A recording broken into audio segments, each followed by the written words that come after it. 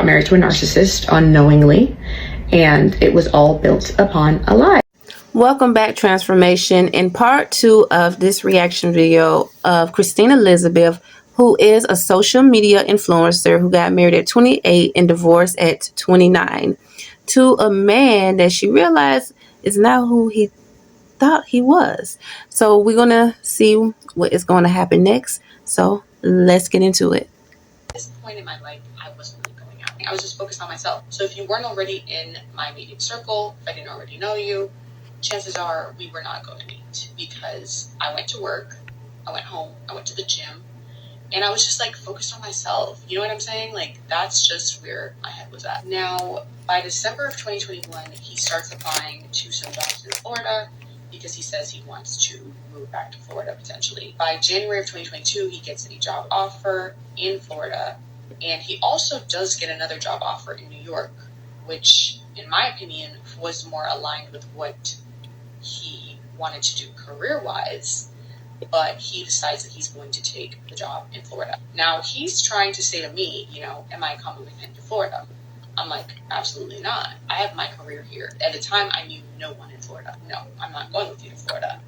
And I had broken up with him because I was like, I'm not doing a long-distance relationship. I just don't want that for myself. Now, after we got married, I found out that he actually told his coworkers and others, his friends and stuff, that the breakup was mutual. So you have to be really careful who you entertain and bring in your personal life, because I've been through that.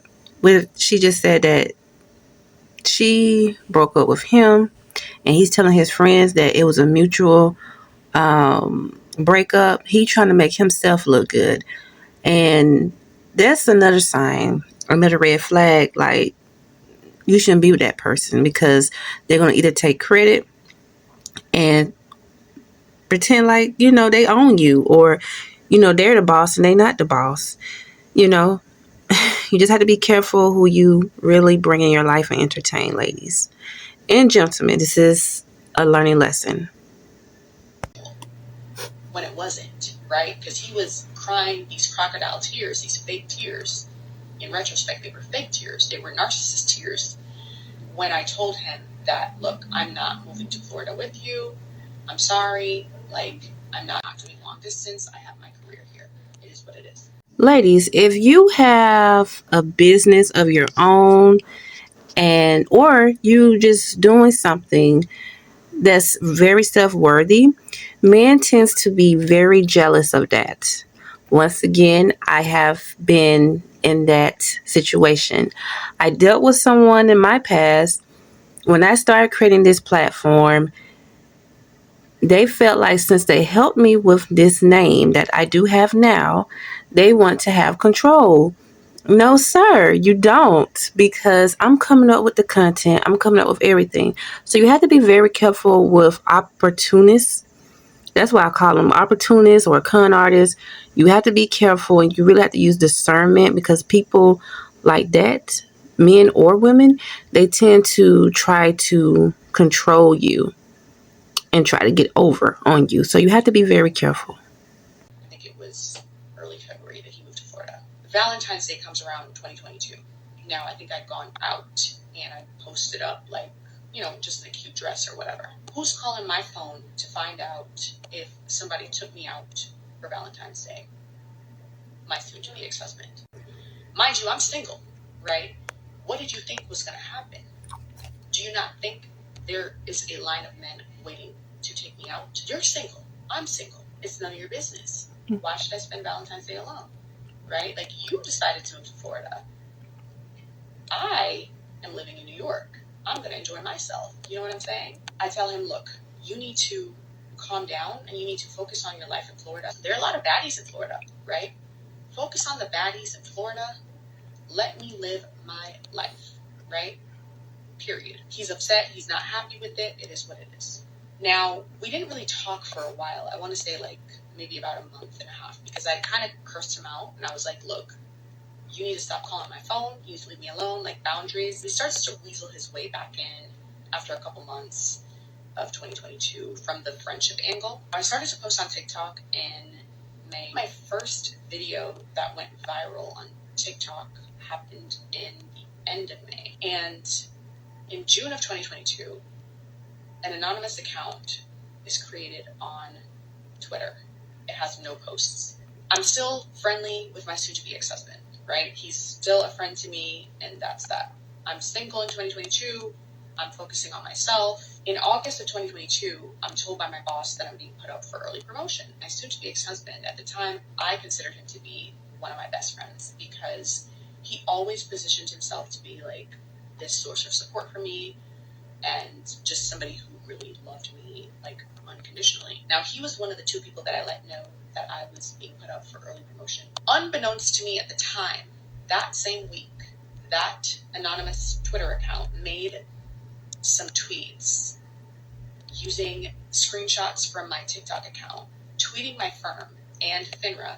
Now, FINRA is the regulatory body that oversees broker-dealers, etc. Again, there are two people that I told that I was up for early promotion. He's the only one who would have known to tag FINRA in those tweets in an attempt to bring me down or to get me fired or to mess up my chances of getting promoted. I don't find out about these tweets because I wasn't even tagged and I wasn't really on Twitter like that. I was called into the office by compliance at my job and they were telling me that, hey, there's this FINRA investigation going on because this random Twitter account made these tweets referencing your content, and they tagged the firm and they tagged FINRA. They just told me, hey, just keep an eye out, let us know if you have any idea who it could be. And they told me that they'd be doing their own kind of investigation as well. I remember my boss saying to me, go look into that, go figure out like what's going on there. And I just thought, okay, maybe it's just like some random hater. I just had no idea who could be behind this kind of account. Now, if I'm experiencing a certain type of harassment on the internet, I do loop in my lawyer just to get an assessment of like, what do you think this is? And I remember my lawyer saying to me upon reviewing the Twitter account and reviewing the tweet, he said, honestly, Christine, we've seen this before many times. This account was created specifically to try to bring you down. These tweets are laced with jealousy. This is a classic case of jealousy. And he actually asked me, did you get put up for promotion or something? Did you get a promotion? Because I've seen this a lot before, and it's clearly laced with jealousy. And he said, is there anyone you can think of who would be jealous about you getting a promotion? And I said, well, I only told 2 people. And those people, in my mind, I was like, they would never be jealous of me. Plus, only one of those people would have known to tag my firm and to tag FINRA. And I remember asking my soon-to-be ex-husband, I was like, hey, did you tell anybody else? But he was so supportive. He was just like, oh my gosh, the fact that somebody would even do that to you, they're such a hater. You guys, this man was like praying with me. He was like, I want to pray with you against like the attacks of the enemy. It's not funny. Nothing about this is funny, by the way, but it's like, at this point, all I can do is laugh, right? Because I was so convinced that this man was for me, right? He was praying with me, right? Now I know that he was behind that account. He didn't want me to get that early promotion because he knew that if I got promoted, there's no way I would be moving to Florida with him.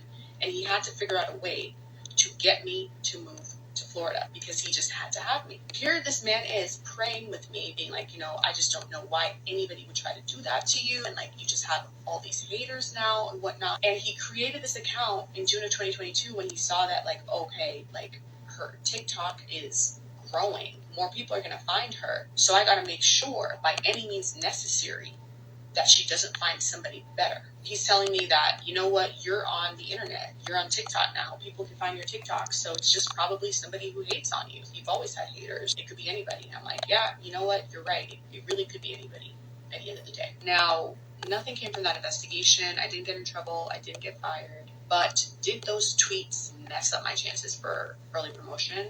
Absolutely. So he was successful in his attempts. One thing that I did find out from my firm from this investigation process was that they had reason to believe that the person behind this account was a whistleblower.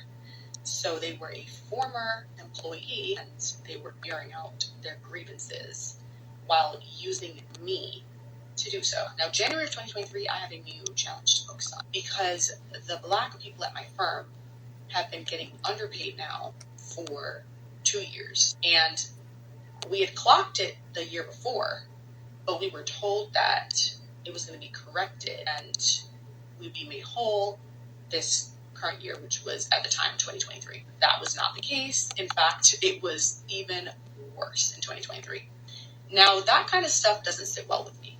And of course, I'm telling my soon-to-be ex-husband about what's going on because he is a friend of mine and he's very supportive. He's like, trying to make sure that he can be there for me and just like support me in this time that I'm taking on this challenge of like pushing back against my firm. So one of the things that I do is I write a letter to the head of HR. Because of that letter that I wrote to the head of HR, an investigation was launched and they were like, yep, we messed up.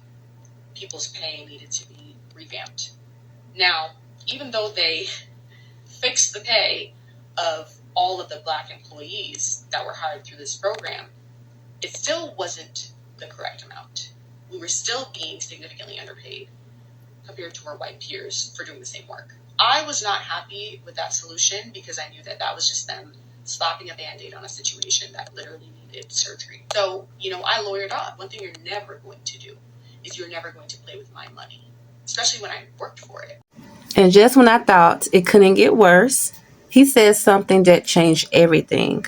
But I would say that for part 3, if you ever felt blindsided in a relationship, tell me your story in the comments down below. And don't forget to subscribe because part 3 drops soon. And you do not want to miss what happens next. See you guys. Ciao.